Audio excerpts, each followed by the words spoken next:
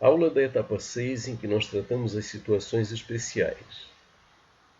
Bom, a etapa 6 está destacada nesse diagrama de atividades do lado esquerdo, né? Modelagem de situação especial. Tratamos as várias situações especiais. E observa que ela está situada no nosso processo de modelagem como uma saída, um escape da rotina de modelagem, a atividade destacada do lado direito. Então, o que é a rotina de modelagem? A rotina de modelagem é análise e projeto. Então, a análise na atividade de cima, do lado direito, as 4 primeiras etapas, modelagem do domínio do problema, isso é análise. E na atividade de baixo, modelagem do domínio da solução computacional, 5ª etapa, isso é projeto. Já vimos isso em aulas anteriores, tanto as 4 etapas da análise, quanto a 5ª etapa do projeto, que é a repetição das 4 primeiras etapas com foco no domínio da solução. Bom, o tratamento de situação especial se dá como? Em algum momento em que eu acho conveniente, adequado, eu saio dessa rotina de modelagem, esteja eu tratando análise ou projeto, vou tratar a situação especial destacada e volto para a rotina de modelagem. Bom, quais são as situações especiais que nós temos na nossa metodologia e que nós vamos ilustrar aqui nessa aula? Bom, nós temos na metodologia propostas lá no curso conceitual, 4 situações que aí estão colocadas. Sendo que as 2 primeiras eu quero discutir nessa primeira parte, nesse primeiro vídeo, primeira parte da aula, e as 2 últimas na segunda parte da aula, no outro vídeo. Bom, então, tratando as 2 primeiras. Modelagem da dinâmica de interfaces gráficas. Bom, vamos dar uma olhada no conjunto. Modelagem dinâmica das interfaces gráficas, é a ordem de navegação das janelas da interface do meu programa. Segundo, destaque de arranjos estruturais, tanto organizações estruturais de objetos, estruturas de agregação, associações entre objetos, como arranjos funcionais, como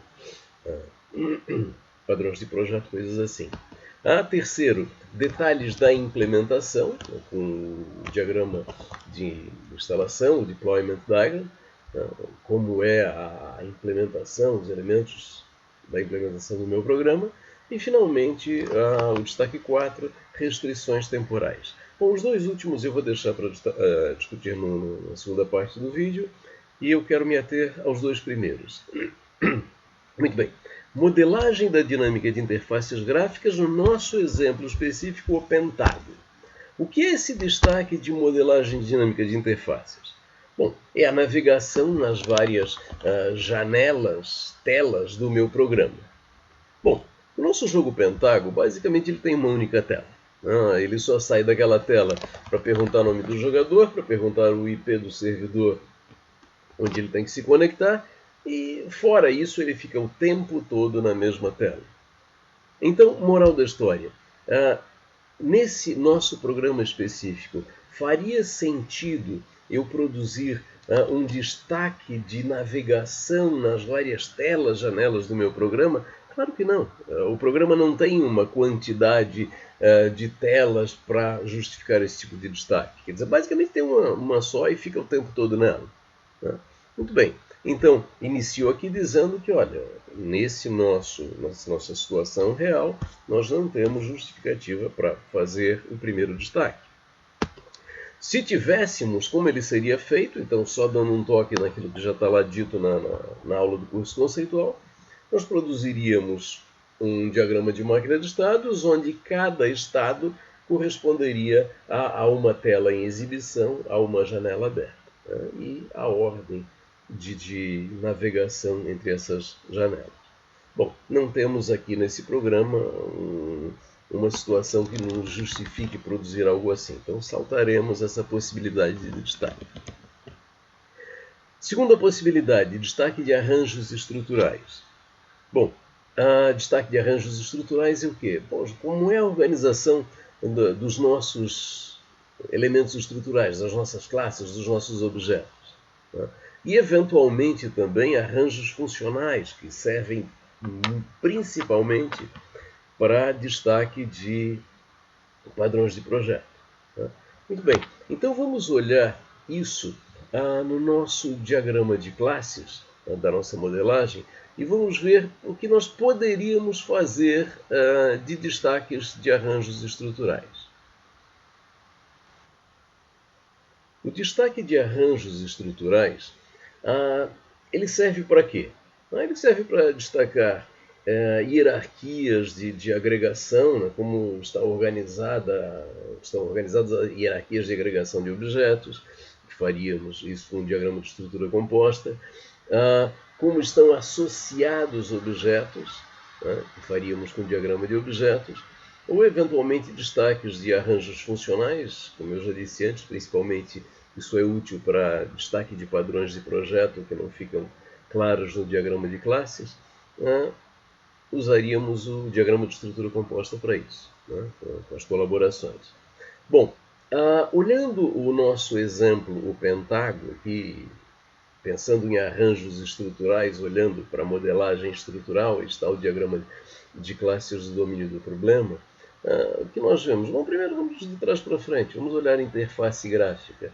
Nós teríamos algum arranjo funcional a destacar da interface gráfica que não esteja adequadamente claro no diagrama de classes? Não, eu diria que não. Veja, nós temos aqui a interface pentágono, que agrega um JFrame. Esse JFrame agrega o conjunto de labels da interface, o menu. Muito bem, acho que aqui no diagrama de classes está suficientemente claro. Se nós olharmos o NetGames, também a estrutura do NetGames não envolve estruturas de agregação ou que queiramos destacar padrões de projeto ou coisa parecida. Né? Bom, vamos para o domínio do problema. Esse programa, a primeira coisa a dizer, ele é muito simples. Então, um destaque muito interessante nessa etapa 4 é o destaque de padrões de projeto. Só que essa modelagem muito simples, na prática, acabou não usando nenhum padrão de projeto. À medida em que o projeto avança, até se pode mudar de ideia em relação a isso. Mas nesse momento nós não temos padrões de projeto a destacar. Então, mas nós temos destaques estruturais que poderíamos fazer ou com um diagrama de estrutura composta ou com um diagrama de objetos. Bom, eu olhando para esse diagrama diria que sim. Vamos lembrar o seguinte. O que nós dissemos do nosso tabuleiro, que eu estou destacando aqui com a seta do mouse. E a nossa classe tabuleiro aqui está. Ela faz o quê? Bom, ela agrega 4 quadrantes. O nosso tabuleiro de pentágono ele agrega 4 quadrantes, aqui está dito. E ele está associado a uma matriz de tabuleiro, que conta o que é o quadrante. Bom, o quadrante é aquele agregado de 9 posições, similar a um tabuleiro de jogo da velha. Então, cada quadrante é um tabuleiro de jogo da velha. O nosso tabuleiro agrega 4 quadrantes, aqueles 4 tabuleirinhos de jogo da velha alinhados matricialmente, 2 por 2. Bom, e o que é a matriz de posições? Bom, a matriz de posições é o conjunto de todas as posições que compõem esses 4 quadrantes. Né? Agora, o que é algo que a gente poderia destacar, que é interessante? Destacar o seguinte, olha, as mesmas posições que são agregadas por um quadrante também são agregadas pela matriz de tabuleiro. Então, quando nós olhamos aqui para o diagrama de classes, no diagrama de classes nós sabemos que a matriz de tabuleiro agrega 36 posições e cada quadrante agrega 9 posições, mas não sabemos se as instâncias de posição aqui tratadas são partilhadas ou não por esses elementos, tanto quadrante como matriz de tabuleiro. Então nós poderíamos gerar um destaque temporal exatamente para dizer isso. Olha, a matriz, uma posição, cada uma das posições, ao mesmo tempo, ela faz parte de um dos 4 quadrantes e ela faz parte da matriz tabuleiro. Muito bem, como nós vamos destacar isso? Nós vamos destacar isso com um diagrama de estrutura composta que me mostra hierarquias de agregação. Poderia ser, mas não vai ficar legal. Por que não vai ficar legal? porque nós precisaríamos colocar a mesma posição fazendo parte tanto do quadrante quanto da matriz de tabuleiro. E no nosso diagrama de estrutura composta, que é um diagrama bidimensional, isso não vai ficar legal. Se tivesse uma representação tridimensional, que não é o caso, até eu penso numa solução bastante interessante, mas não vai ficar legal. Bom, então se esse destaque temporal não vai ficar legal com o diagrama de estrutura composta, vamos fazer como? Bom, vamos fazer com o diagrama de objetos. E nesse diagrama de objetos nós queremos relacionar o quê? O tabuleiro, né, com seus 4 quadrantes, com a sua matriz de tabuleiro e com as posições que fazem parte desses elementos. Ok? Então dou um salto agora para criar um diagrama de objetos. Bom, então aí está um diagrama de objetos. Eu já pré-criei com alguns elementos, adiantei um pouquinho. Nós queremos representar o tabuleiro, que possui 4 quadrantes, está associado à matriz de tabuleiro. Aqui está, chamei esse diagrama de objetos de organização tabuleiro. Vamos colocar esse outro elemento aqui, criar um objeto, a matriz tabuleiro. Então, o que nós temos? Olha, nós temos um tabuleiro, esse tabuleiro está associado, né? Colocamos o link do diagrama de objetos, tá? A uma matriz de tabuleiro, está associado a 4 quadrantes. Então, observa que nesse diagrama nós representamos instâncias. Tá? Então, uma instância de tabuleiro, que eu não me preocupei em dar nome, uma instância de matriz tabuleiro, que também não me preocupei em dar nome, só tem uma, associada a tabuleiro. E para os quadrantes eu me preocupei em identificá-los, né? 1, 2, 2, 1, 2, 2, da forma como eles estão organizados matricialmente. Muito bem, agora o que eu quero dizer? Eu quero dizer que cada uma dessas posições aqui, cada um desses quadrantes está associado a 9 posições, e as mesmas 9 posições associadas a um quadrante estão associadas também à matriz tabuleiro. Muito bem, então vamos dar um salto na modelagem para colocar essas posições aqui. Um trabalhinho braçal.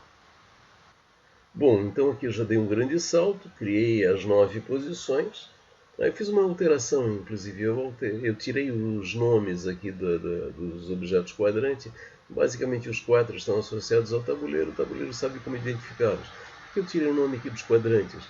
Porque eu teria que diferenciar as posições pelo nome, só que a forma como o objeto matriz tabuleiro se refere às posições é uma, diferente da forma como os quadrantes se referem. Então, nesse caso, é melhor nada ficar com o nome, apenas as instâncias estão aí. Então, observa que deixa eu mostrar o diagrama de classes de novo. No diagrama de classes, eu sei que um tabuleiro agrega 4 quadrantes, né, uma composição. Um tabuleiro está associado a uma matriz tabuleiro. Um quadrante, aqui agregação mesmo, de 9 posições. E a matriz tabuleiro, agregação de 36 posições, né, 4 vezes 9. Agora, o que eu não sei é que essa posição aqui, uma instância de posição daqui, que é agregada pelo tabuleiro, é a mesma ou não é a mesma de uma posição agregada pelo quadrante. Então, isso eu não vejo no diagrama de classes. Agora, aqui nesse diagrama de objetos, eu vejo isso. Então, o que eu mostrei? Eu mostrei 9 posições, das 36. Depois a gente tem que colocar alguma observação que esse arranjo se repete para os 4 quadrantes, mas nesse momento eu estou destacando um dos quadrantes, então 9 posições. A gente observa, por exemplo, pegando essa posição aqui, que ela está ligada ao quadrante, e essa mesma instância de posição está ligada à matriz tabuleiro. Está ligada a um dos quadrantes e à matriz de tabuleiro. Então, as mesmas 9 instâncias de posição. Não é uma instância de posição agregada diferente aqui, outra diferente agregada aqui. Não, é o mesmo objeto. Então, esse destaque que eu vejo aqui nesse diagrama de objetos não é possível de ver lá no diagrama de classes. Então, vamos só dar um salto aqui para a gente colocar uma nota para dizer que esse mesmo arranjo se repete para todos os quadrantes. Muito bem, então aqui está a nota. Eu digo lá, em todos os quadrantes o mesmo arranjo ocorre. As 9 instâncias de posição associadas a um quadrante também estão associadas à instância de matriz tabuleiro. Para que isso? Para não ter que pegar essa estrutura aqui e repetir mais 3 vezes, trabalho braçal. Então fica claro aqui o destaque que eu quero dar, que é o quê? Olha, as mesmas instâncias de cada instância de posição, ela pertence a um quadrante e, ao mesmo tempo, a matriz tabuleiro.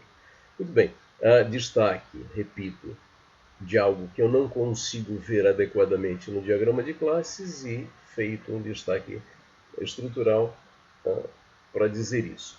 Bom, sobre destaques estruturais, como eu já havia dito, esse foi o único que nós achamos interessante nesse exemplo do pentágono. Né? Em outros programas, evidentemente, nós procuraremos oportunidades de destaque de estruturas de agregação, né, hierarquias de agregação, de destaque do uso de padrões de projeto, muito importante, usar padrões de projeto é algo muito importante, e é importante destacá-los, mas nesse nosso caso é apenas isso. Bom, então com isso nós fechamos essa primeira parte da aula e na segunda parte da aula tratamos as demais situações especiais.